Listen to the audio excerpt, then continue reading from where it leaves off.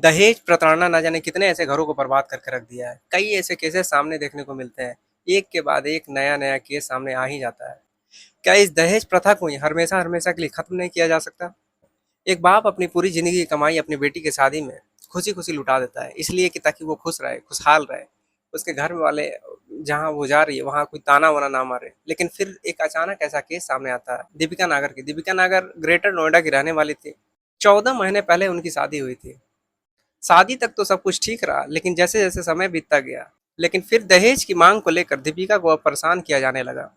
काफ़ी दिनों तक ये मामला ऐसे ही चलता रहा। लेकिन फिर एक खबर आती है कि आपकी बेटी छत पर थी, पैर फिसलने से उनका मौत हो गया। आखिरकार क्या है इस पूरी केस की कहानी, आइए समझने का प्रयास करें। नमस्कार, मेरा नाम है मोहित, आप देख रहे हैं एचडी क्राइम। आपसे गुजारिश आप हमारा साथी बनिए ताकि हम आपकी आवाज़ उन तमाम लोगों तक पहुँचा सकें। तो चलिए इस कहानी को शुरू करते हैं। दीपिका की शादी साल 2024 में एक ऋतिक नाम के एक लड़के से हुई थी। उस शादी में करीबन लड़की के घर वाले बताते हैं 1 करोड़ रुपया खर्च किया गया था। 11 लाख रुपए कैश दिया गया था, 50 लाख रुपए के गहने बनाए गए थे और उसके बाद एक स्कॉर्पियो S11 टॉप मॉडल को दिया गया था उनको।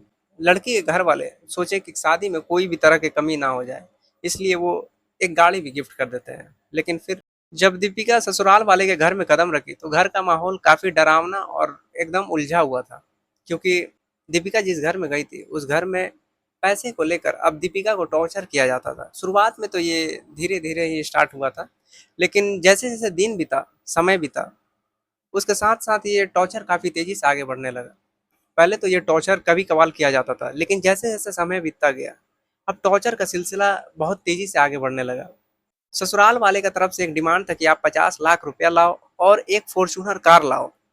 शादी में इतना पैसा खर्चा होने के बावजूद भी अब उसे ताना यूं ही मिलता रहा। अब इससे परेशान होकर वो अब फोन लगाती है अपने पिताजी को और सारी बातों को बताती है। उसके बाद फिर उनके पिताजी ससुराल पहुंचते हैं अपने भाई को लेकर।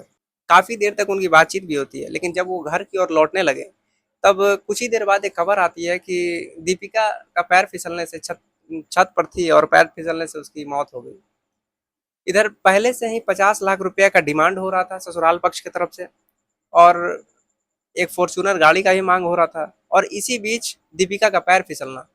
लड़की के घर वालों का कहना है कि ये आत्महत्या नहीं बल्कि हत्या है, क्योंकि कई दिनों से मेरी बेटी परेशान थी, उसे टॉर्चर किया जा रहा था दहेज को लेकर, और जब वो अपने पिताजी को फ़ोन की थी उसके बाद से ये लोग और गुस्सा गए थे। और उस जब वो गिरी थी छत से, जब वो गिरी थी तो एक बात और सामने आया कि उसके शरीर पर काफ़ी चोट के निशान थे। वो कहाँ से आए थे? यानी कि उस रात पहले दीपिका को मारा पीटा गया था और उसके बाद फिर उसे धक्का दे दिया गया था। ये सारे आरोप लड़की के घर वाले की तरफ से लगाया गया था। आज भी हमारे समाज में ऐसे लोग भरे पड़े हैं जो चंद पैसों के लिए किसी भी हद तक जा सकते हैं। वैसे आप इस पूरी घटनाक्रम में आप किसे दोषी मानते हैं? आप कमेंट करके आप हमें ज़रूर बताइए, और आप अभी तक हमारे चैनल को सब्सक्राइब नहीं किए तो प्लीज़ हमारे चैनल को भी सब्सक्राइब कीजिए। आपसे मिलते हैं किसी और कहानी के साथ।